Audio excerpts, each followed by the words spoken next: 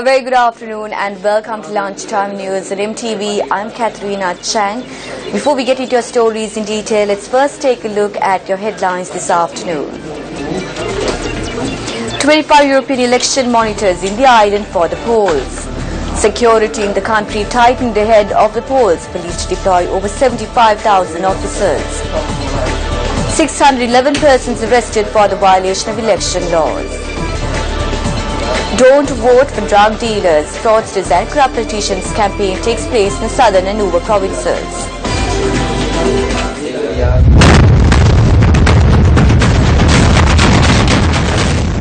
Now on to those stories in detail. Now with 11 days more, or rather less than a week more for elections, former Maltese President Dr. George Abela, who is heading the Commonwealth Election Observer Group to monitor the 2015 parliamentary elections, has arrived in the island. Additional Election Commissioner M.M. Mohammed says that 15 members from the Commonwealth Election Observer Group will be in the island. Now on to other news. 611 persons have been arrested on charges of violation of election laws thus far. Police media spokesperson's office states that they were arrested based on complaints they have received with regard to suspects who violated election laws and through raids that they carried out during the election period. Police stated they have carried out 214 raids in order to arrest persons who carried out election campaigning in an illegal manner. 484 persons were taken into custody subsequent to these raids. Furthermore, 127 of the 275 suspects have been arrested based on complaints they have received. The Election Secretariat says that voters who are unable to cast their postal votes will have another opportunity to cast their votes today. Additional Election Commissioner M.M. Mohammed says that teachers, principals and officers attached to the Education Department who were not able to cast their votes on August 11 due to A-level exam duties will be able to cast their postal votes on August 14.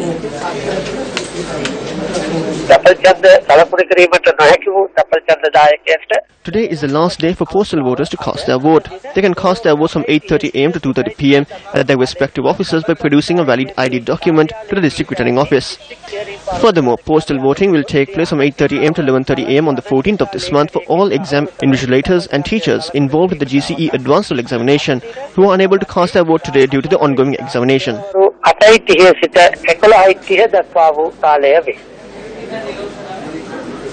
Meanwhile, the Election Secretariat notes that state workers who are due to carry out election duties should present their biodata before noon tomorrow. Additional Election Commissioner M.M. Mohammed noted that this announcement was made through heads of relevant government institutions. On to other election news now. The police department has taken measures to beef up security in areas across the island ahead of the elections. Thereby 24,798 police officers will be dispatched on election day and the day after. ඡන්ද පොළ රාජකාරී සඳහා යෙදවෙනවා නිලධාරීන් 24,798ක ප්‍රමාණය. 24,798 police officers will be dispatched to ensure security in all polling stations. They will commence their duties on the morning of the 16th of August. Police officers will also engage on patrol in 2,885 locations on the 16th, 17th and 18th if needed.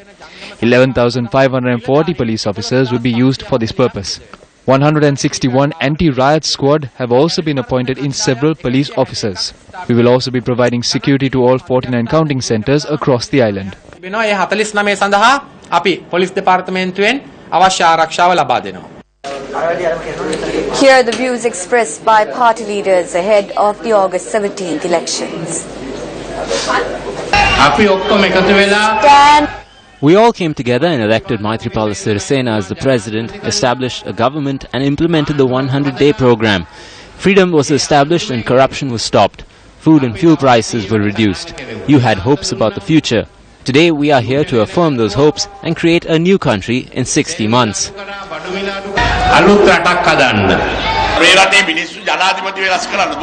The people changed the president and not the prime minister.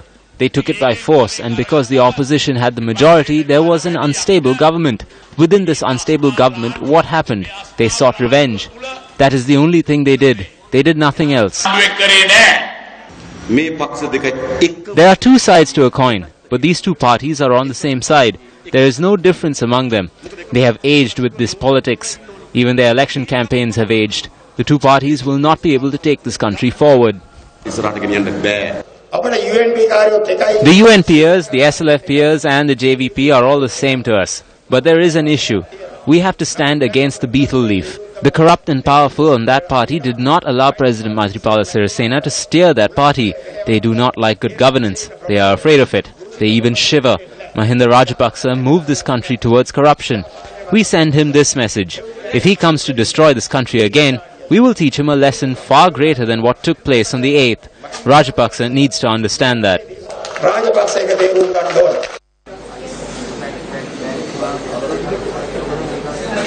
Here are some views expressed on the political stage.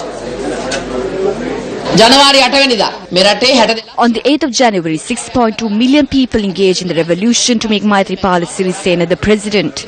He placed his trust on Prime Minister Ranil Wickremesinghe for the next 6 years. The only leader who can work with President Maithripala Sirisena to move this nation forward and make the people feel that they are alive is Prime Minister Ranil Wickremesinghe. The UNP is dreaming of 6.2 million dreams. I invite them to move forward from the votes that they obtained under the symbol of the elephant at the previous election.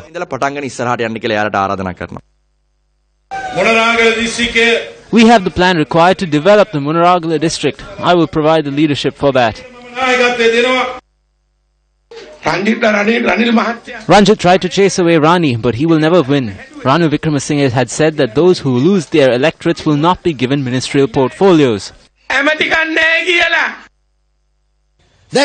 Rajapaksas are saying that even those who call them rogues have not proven the allegations.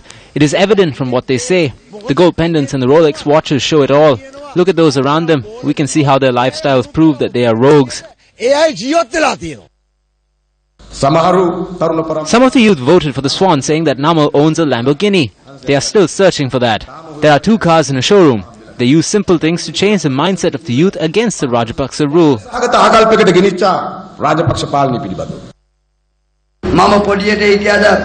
I may be a small person, but they cannot deceive us. You do not know the politics. Vimal and Udaya Gamanapilla learn about politics from Sri Lanka. If I did not take that court order, they would have split the Sri Lanka Freedom Party.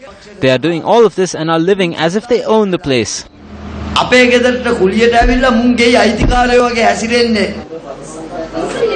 The citizen awareness campaign being conducted under the theme "Don't Vote for Drug Dealers, Fraudsters and Corrupt Politicians" was carried out in the southern and Ur provinces today as well. The campaign is a joint initiative of Newsfirst, News1st and Shakti, together with the Campaign for Free and Fair Elections or CAFE. The campaign from Bratgam in Galle district commenced amid spirit and prayers today. Newsfirst was able to witness the manner in which the people of Bratgam actively participated in the campaign by signing a ban in support of electing clean public representatives in Parliament. Newsfirst, Sirasa and Shakti, as well as representatives from CAFE, distributed hand leaflets in order to create awareness among the public. This initiative will make its way to Doramduwa and Hikkadwa this afternoon.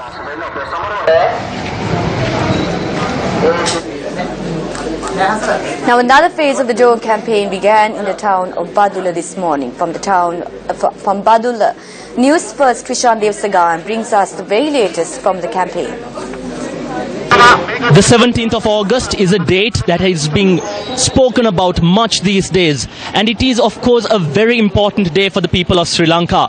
Why is it so? It is because on the 17th of August, everyone in this country, everyone in this nation has a constitutional right to elect the people of their choice to Parliament, and that is the message that we here at Newsfirst, Sirasa and Shakti, together with members from the Campaign for a Free and Fair Election, are trying to educate the people and drive it into their minds that on the 17th of August, when they elect these individuals to Parliament, they don't elect dishonorable people, they don't elect corrupt politicians, fraudsters and people who are associated with drugs and other vices to Parliament, because the people who are elected on the 17th of August will govern the nation for the next 5 years and will decide the fate, future of you, your children and the nation.